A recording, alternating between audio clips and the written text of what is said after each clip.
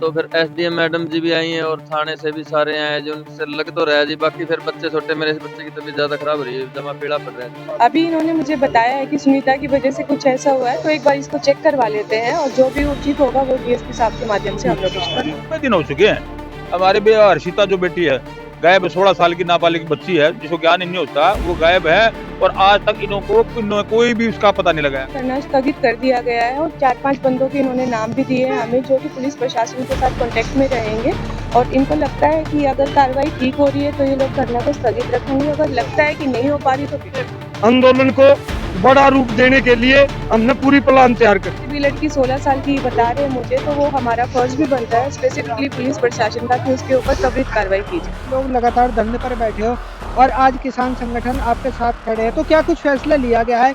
कहीं आप पे किसी प्रकार का कोई दबाव तो नहीं डाला गया? गायब हुई थी सितंबर में, जिसके ऊपर कोई भी कार्रवाई नहीं हो गई थी। इस बाबत मैंने डीएसपी हेडक्वार्टर को बुलाया था, एसएचओ कंसर्न को भी बुलाया था, उनसे केस की सारी डिटेल्स ली गई है और इनको आश्वस्त किया गया है कि जो भी आपको लग रहा है कि प्रशासन की तरफ से कार्रवाई नहीं हो रही, हम उसको स्पीड अप कराएंगे, पूरी कोशिश करेंगे कि इनकी बेटी मिल जाए। हल्के के एमएलए रणधीर पनियार की कोठी का घेराव करेंगे और फिर न्याय नहीं मिलेगा उस टाइम तक हम यहाँ से उठे नहीं। जैसा मेरे को बताया गया है डीएसपी साहब ने, सीडीआर उसमें चेक करवाई गई है और आसपास के जिलों में भी और आसपास के प्रदेशों में भी, जैसा बताया यूपी में भी इन्होंने कांटेक्ट किया है, बट कोई भी ट्रेस नहीं हो पाया है। तो अभी ये कोई जिपनेट करके पोर्टल है, उस पर भी डाल के जितनी जल्दी हो पाएगी सारी कार्रवाई करें। तो लगातार आपको आजाद नगर के एक मामले से अवगत करा रहे हैं। यहाँ पर एक परिवार जो है लंबे समय से धरना दिए बैठा था और आज किसान संगठन और कुछ राजनीतिक लोग भी यहाँ पर पहुँचे थे और कहीं ना कहीं अब जो है इस धरने को स्थगित किया जा रहा है। एक 16 साल की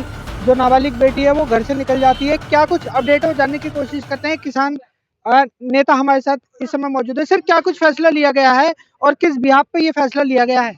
राजनीतिक संगठन या एक भी सारे जन संगठन और किसान संगठनों ने इकट्ठे होकर के पीड़ित परिवार के गांव पर मरहम लगाने का काम किया। जन संगठनों ने अपने अपने एक एक प्रतिनिधि दे करके इस सारे आंदोलन को बड़ा रूप देने के लिए हमने पूरी प्लान तैयार कर ली। पूरी प्लान तैयार करने के बाद जन संगठनों का प्रतिनिधि मंडल पीड़ित परिवार को लेके एसपी से मिले।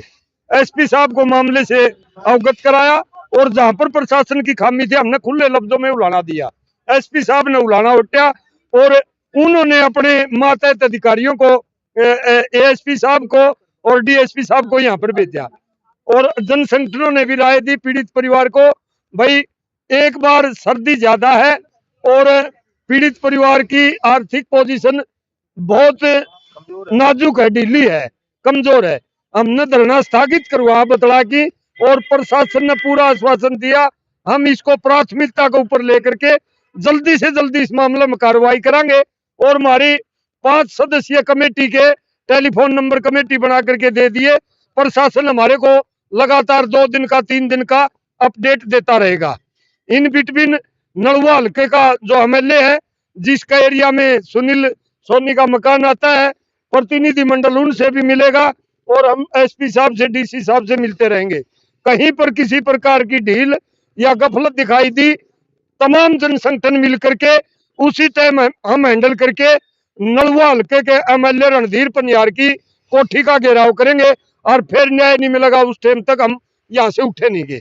दिलबाग हुड्डा जी, मैं आपसे जानना चाहता हूँ, प्रदेश के अंदर बीजेपी सरकार है और सरकार लगातार ये कहती है बेटी बचाओ बेटी पढ़ाओ। सरकार जो है देश के प्रधानमंत्री के द्वारा नारा दिया जाता है, कितना सफल आप इस नारे को मानते हो उस प्रदेश के अंदर जहाँ पर बीजेपी की सरकार है? देखिए, ये कहना बिल्कुल, जो नारा दिया ना बेटी बचाओ बेटी पढ़ाओ, इसके उल्ट है सारा कुछ। अब आज देख लो मामला, आज 90 दिन हो चुके हैं। हमारे भी हर्षिता जो बेटी है गायब, 16 साल की नाबालिग बच्ची है जिसको ज्ञान ही नहीं होता, वो गायब है और आज तक इन्होंने कोई भी उसका पता नहीं लगाया गया।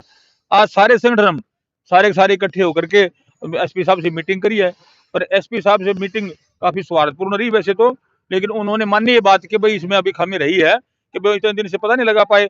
तो आज बेटी बचाओ और नारा जो दे रखा है वो बिल्कुल गलत है और इनकी जो हम इतनी निंदा करें उतनी कम है इस बीजेपी सरकार की। और आप देखो हर रोज ऐसी घटनाएं हो रही हैं, कहीं चैन स्नैचिंग घटनाएं हैं, कहीं मर्डर की घटनाएं हैं, कहाँ कौन सुरक्षित आज की डेट में। चलिए दोस्तों, जो गुड़िया घर से गायब है उनकी माताजी भी हमारे साथ इस समय मौजूद है, तो जानने की कोशिश करते हैं। आपको एक बड़ा लंबे समय हो गया है, आप लोग लगातार धरने पर बैठे हो और आज किसान संगठन आपके साथ खड़े हैं, तो क्या कुछ फैसला लिया गया है? कहीं आप पे किसी प्रकार का कोई दबाव तो नहीं डाला गया? नहीं, दबाव तो कुछ नहीं है, बस यही है कि हमारे बड़े हैं, ये सारे संगठनों के लोग हैं, ये हमने खत्म नहीं किया है। उन्होंने कहा एक टाइम दे दो, उसके बाद आप फिर भी कर सकते हो, और सारे लोग हमारे साथ भी होंगे उस टाइम, और बड़ा हम वो कर सकते हैं, यहाँ बैठेंगे। तो यही है कि भाई कोई दबाव नहीं है, बस हमारे बड़े हैं, समझाया है, और बच्चा भी बहुत बीमार हो रहा है। वो एक भाई इतनी ठंड है, तो एक तरह से ये भी हमारे बच्चे हैं, वो भी बच्ची है, उसके लिए ये नहीं हमने लड़ाई बंद कर दी। हम जो टाइम है 10-15 दिन है, हम उसके बाद अगर फिर भी इतना ही हमने, ये मान लो इतना लंबा टाइम निकल गया, अब सब्र बचा ही नहीं है। अब एक दिन ही हमारा बहुत मुश्किल से निकलता है, तो यही रहेगा कि भाई हमें बैठने का मौका ही ना मिले, उससे पहले हमारा बच्चा मिल जाए। जी मैडम जी, आपने कई आंदोलन करे हैं, इस आंदोलन को लेकर क्या कुछ कहना चाहते हैं? देखिए, इस आंदोलन को लेके तो हम ये जो हर्षिता सोनी बेटी है लगभग 3 महीने से गायब है, और ये पहले भी धरने पे थे, और 10 दिसंबर मानव अधिकार दिवस के दिन से ये लगातार यहाँ दिन और रात इतनी कड़कड़ाती ठंड में 2 बच्चों के साथ बैठे हैं।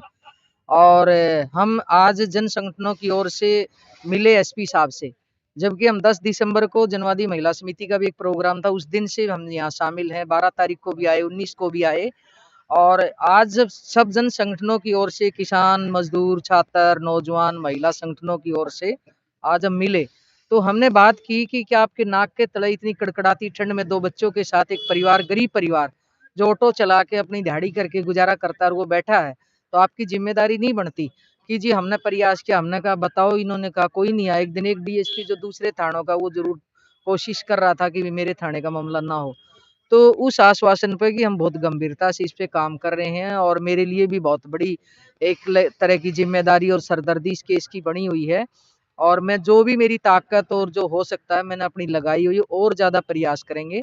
तो उम्मीद है हमें प्रशासन आज जिस तरह से ठोस आश्वासन एसपी साहब ने, डीएसपी साहब, एसडीएम साहब ने दिया कि ये कार्रवाई और ज्यादा तेजी से बढ़ेगी, और नहीं हुई तो हम तो भाई फिर बैठ जाएंगे।